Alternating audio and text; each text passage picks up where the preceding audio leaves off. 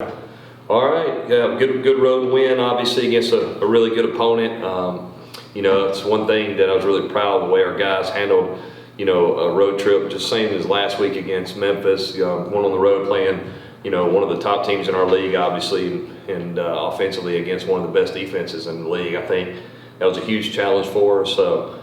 I thought our guys, we had a great week of practice though, and really rose to the challenge and tried to be physical and challenged our guys all week to block on the perimeter and be physical, which I think helped us with some of our long runs. And then obviously the line, I can't say enough about what they did the other night. I thought they took control of the line of scrimmage for the most part, and anytime you can do that, you're going to have success on offense. And it was a different night than we've played in, kind of a windy, cool night that we knew we needed to try to control the ball some and be able to run the football, and we were able to do that. And then that opened up a few explosive passes as well. So really overall pleased. Other than putting the ball on the ground a couple times, we got lucky and got it back.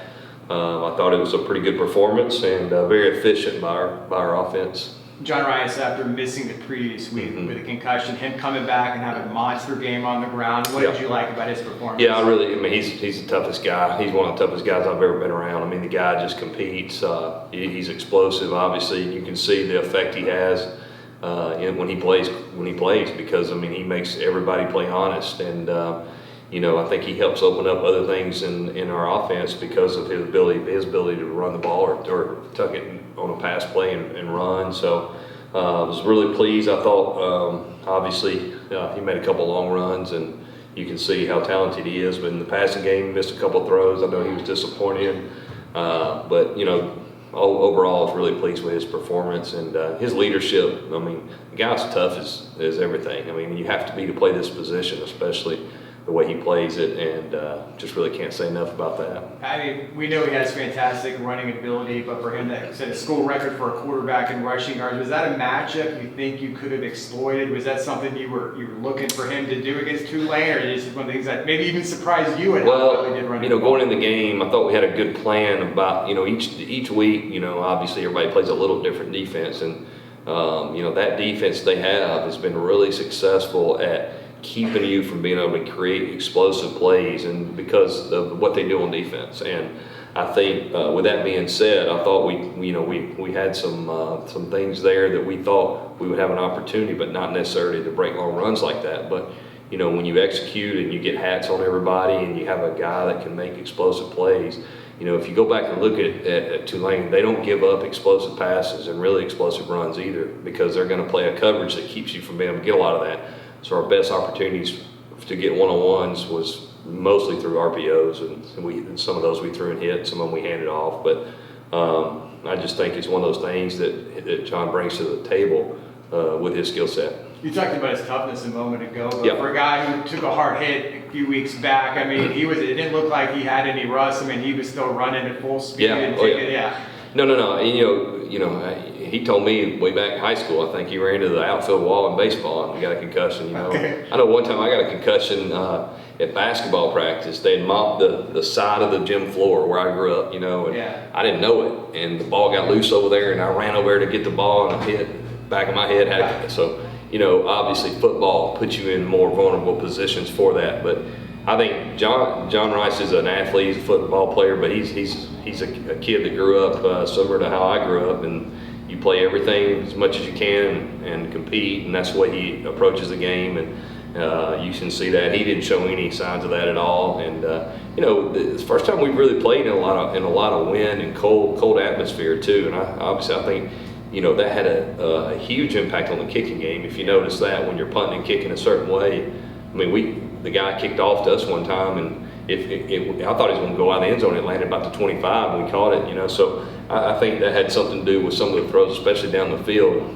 But he's continuing to grow in that position, and obviously played really well for us. We all kind of wondered in the week leading up, with John Rhys play, with the way how Mikey had performed. Obviously, Gus said you feel like you have two starting quarterbacks. So what's that dynamic like? Having two talented quarterbacks, and it looks like their relationship is strong. It seems like sometimes a guy on the bench, maybe they put on a face, but it seems like those guys generally root for each other. Yeah, and I wish people talked about that more. About football's such a team game.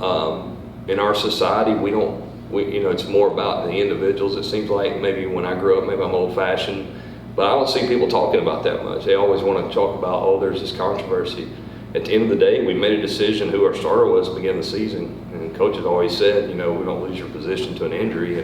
And when John Rice was able to come back and play, he was because we chose him for a reason. Not to say anything bad about Mikey. He's a really good player and done a really good job for us, and he'll be ready when it's his time again. But I just think those two guys, that whole quarterback room with Thomas and Timmy and Will and Brock, all the guys I got there, they're special kids. And sometimes I wish people would focus on that more than trying to be the negative about it, because at the end of the day, we're all, it's UCF. We want to win. We want to win for our university, and those guys are all in on that. Don't get me wrong, they're all competitive. They all want to play. At the end of the day, decisions are made by coaches, and I think it's great life lessons, and our goal is to win a championship. To do that, we got to have everybody on the same page, and I think that says a lot about our culture in this day and age, when sometimes that doesn't happen in other places. And they all support each other. They all help each other prepare, whether John Rice was playing or whether Mikey was playing. And our team's got confidence in all three of those guys really that have played. And we kind of have taken that approach where whatever it takes to win, that's all we're concerned with. Our team, I think, has taken that approach, and I think that's been really positive for us. What can you say about the offensive line and Isaiah Bowser, particularly at the end of the game, where you needed to have sustain a drive, run some clock, and score to go up 14? I mean, I think Isaiah only had 50-something yards. A lot of them came. These were some meaningful yards. Yeah, physical too. Yeah. That last drive was a 17-play drive. Really, if you look at, I think we took over with like 11:30 something on the clock, and maybe they got it back with 3 something or 4 something, and it's one of those drives we would, coaches a lot of times call championship drives. I mean, that's what it was. We needed to answer the bell. They cut it to a 7-point lead, and we answered the bell and methodically drove the ball down the field and had some big conversions. And Bowser on that last drive, I mean, he ran the ball well. He actually threw a great pass. He dropped a dime on that ball, and we've been laughing about that all day. And then made a big catch on a scramble on 3rd down that I thought was huge. And so Isaiah is just a veteran guy. He's, again, one of the toughest guys I've been around too. I said that about John Rice, but it's fun when you can say that about your players. I thought our receivers showed a lot of toughness. Javon Baker, I mean, he got hit, popped right up like it was nothing, no big deal. He manhandled sometimes the corners over there, blocking, which is fun. Kobe Hudson blocked his butt off. Ron O'Keefe blocked his butt off. I mean, right now, that's what you need when you're trying to make a run at a championship, that everybody's willing to do the dirty work. And we got that feel now, and we just got to keep doing it. In that last drive, there was a 4th and 1.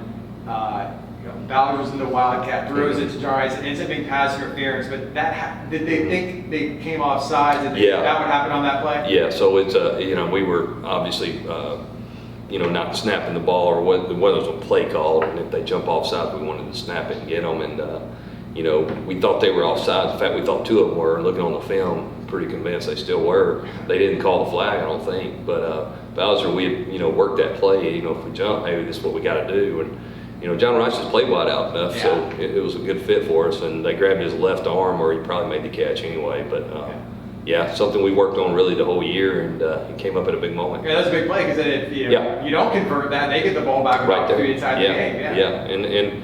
And Coach Malzahn, he believes in what we believe in, and there was never a second thought about doing it. That's what we were ready to do, and it worked out good for us. What can you say about this offense ever since ECU? Obviously lessons learned there, but just how this team has been clicking and playing together. Just what have you seen over these last few weeks to come up with all these big wins? Overall, we've taken care of the ball better. That's really, I think, what it comes down to.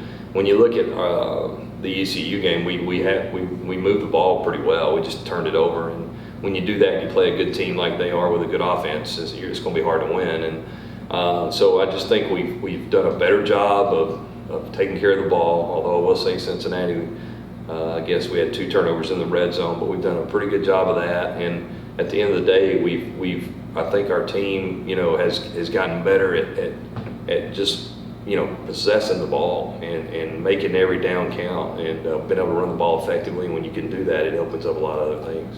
And that blocking game with the offensive line, those guys have really been hitting their stride in the last few weeks. I think that group has gelled a lot. I think, when you look at Tylen Grable, he's really, I think, improved, just a raw talent, but at the same time, not as much experience. And then now he's the left tackle. It's a pretty important position, right? And then obviously having the ability to have Sam right next to him, I think, has helped. And Sam's a veteran. It seems like he's played forever, right? 10 years here maybe or something.